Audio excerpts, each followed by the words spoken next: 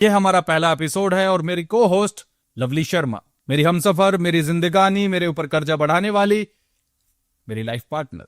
Thank you Aditya for the introduction. सबसे पहले आप लोगों का शुक्रिया, बिकॉज आपके प्यार और विश्वास की वजह से आज हम इस शो तक आए हैं।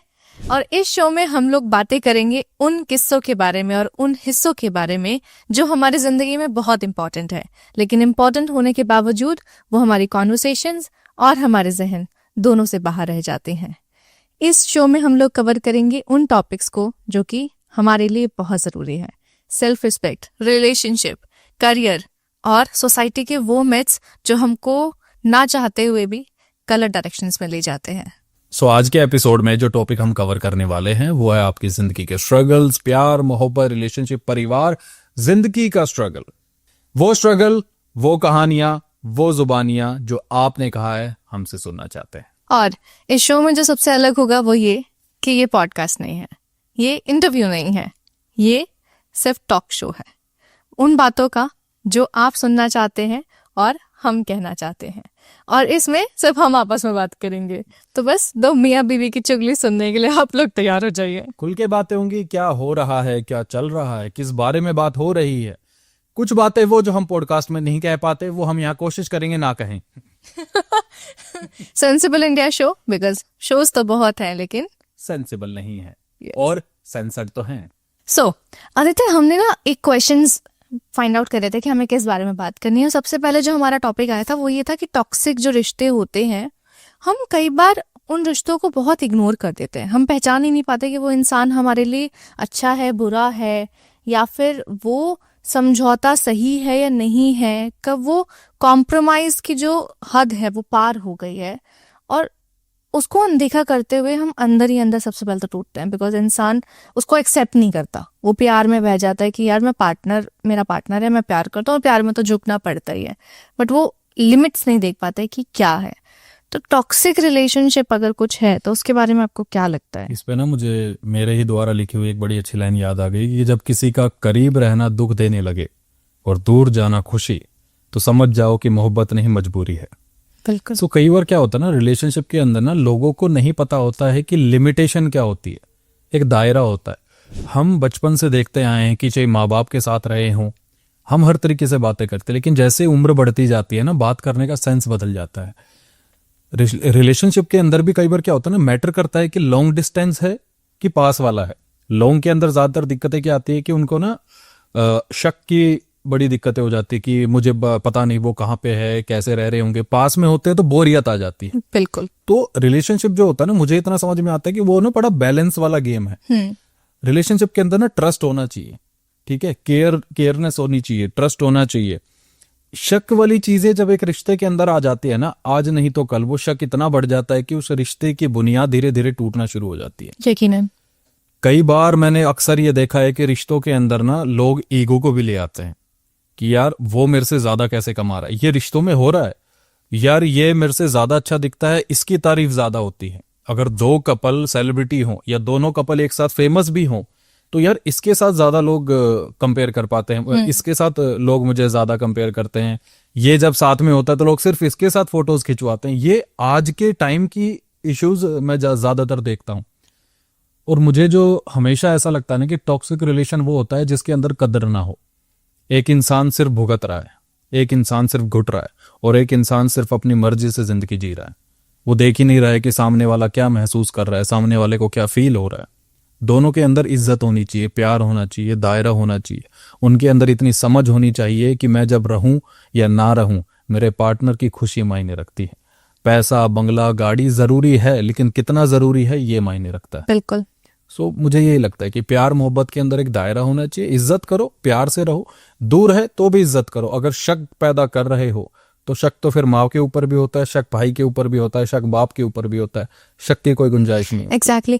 और मैं कहीं ना एक चीज देख रही हूँ कि ना आजकल की जो रिलेशनशिप है बहुत वो कन्वीनियंस मोड पे आ चुकी हैं कि मन करेगा तो बात करेंगे, मूड होगा तो बात करेंगे, मैं अगर इरिटेटेड हूँ तो मुझसे ये मत बोलो, मुझे अगर गुस्सा आ रहा तो मुझसे कुछ मत बोलो, तो मुझे समझाओ नहीं, बस मुझे सुनो। ये कन्वीनियंस मोड जो है कि स्विच ऑन और स्विच ऑफ बटन रखा हुआ है कि मन क्या तो ऑन कर दिया, मन क्या तो ऑफ कर दिया, ये बहुत गलत है। एंड एज यू सेड कि रिलेशनशिप का जो फाउंडेशन होता है, जो उसका बेस होता है ना, वो रिस्पेक्ट, इक्वालिटी, वो सबसे ज्यादा होता है। और इक्वालिटी का मतलब फेमिनिज्म भी नहीं है। एग्जैक्टली, हाँ। फेमिनिज्म, इक्वालिटी का मतलब ये नहीं है कि तुम मुझे हर चीज लाके दो। हाँ। किसी का भी ठेका नहीं लिया हुआ है किसी ने भी, दोनों का बराबर का हिस्सा। इक्वालिटी का मतलब यही है कि दोनों का बराबर है उस रिलेशनशिप में। वो अगर घर है, वो रिश्ता है, तो वो दोनों का है, दोनों को संभालना है, दोनों को उसमें बढ़ना है, दोनों की इन्वेस्टमेंट चाहिए, चाहे प्यार की हो, इज्जत की हो, या फिर वैल्यूज की हो, या फिर मॉनेटरी इन्वेस्टमेंट हो, दोनों को करना पड़ता है।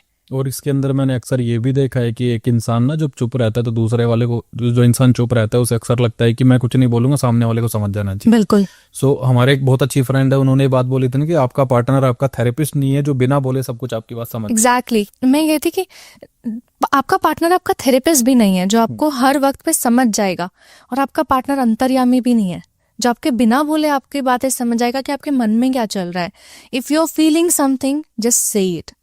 अगर आप आदमी हो, औरत हो, दोनों के लिए मैं बोल रही हूँ, मन में कुछ चल रहा है मन में मत रखो। जबान पे बात लाना बहुत जरूरी होता है, क्योंकि जब बातें मन में बढ़ती जाती है ना, वो पाइलअप हो जाती हैं, तो वो एक साथ ब्लास्ट होती हैं। अचानक कुछ नहीं होता है। कई बार ना लड़ाई में कोई बात अचानक से निकल जाती है, बट इट इज नॉट अचानक। वो जहन में भरा होगा, वो गुस्सा, वो नफरत, वो घुटन, वो एक जो अंदर की तड़प होती है वो भरी होगी, तो एक साथ बाहर आती है। सडनली कुछ नहीं हमेशा होता। गुस्से में इंसान के मुंह से जो निकलता है ना, वो धीरे धीरे उसके अंदर जो कसक पनप रही थी ना, वो भरती है। एग्जैक्टली। इंसान गुस्से में वही बोलता है जो वो चाहता था बहुत अरसे से कहना, लेकिन उसे वक्त नहीं मिल रहा था। और मैं हमेशा ये चीज कहता हूँ कि जरूरी नहीं है कि गुस्से में कही हुई हर बात का जवाब दिया जाए। कई बार इमोशन में इंसान सामने वाले को शांत करने के लिए भी गुस्से में बहुत सारी चीजें कह देता है, और बाद में उसे रियलाइज होता है कि मैंने शायद गलत कह दिया। हाँ, हो सकता है वो आपके लिए गलत था, उसने गलत कह दिया, माफ करना ना माफ करना वो आपकी मर्जी है, लेकिन उस बात को पहले समझो कि उसका कहने का मतलब क्या था। क्या वो सच में ये बात मानता है? और अगर मैं तुम्हारे बारे में, आप खुद के बारे में कोई ऐसी बात वो कह रहा है, उससे बैठ के पूछो कि ऐसा क्यों। हमारे बीच में अक्सर लड़ाइयाँ होती हैं, बहुत गंदी लड़ाइयाँ भी हुई है, बहुत प्यारी लड़ाइयाँ भी हुई है, हंसी मजाक भी होता है, हर चीज होती है। हम दोनों के बीच में ना सबसे अच्छी चीज ये है कि हम दोनों बात करते हैं। चाहे हम पॉडकास्ट भी करने जाते हैं, कहीं बाहर जाते हैं, तो हम बैठ के बात करते हैं कि हमने क्या बोला था, और किस तरीके की बातें हो रही है, सोसाइटी में क्या हो रहा है, आज ये न्यूज चल रही है, आज देश में क्या हो रहा है, बात करो। कपल्स के अंदर कम्युनिकेशन का गैप बहुत ज्यादा है। सुबह उठते हैं, अपना अपना मोबाइल ले लेते हैं, तेरे फॉलोअर कितने बढ़ गए, मेरे फॉलोअर कितने बढ़ गए, तेरे बॉयफ्रेंड की, तेरे फ्रेंड लिस्ट में मेल फॉलोअर कितने हैं, फीमेल फॉलोअर कितने।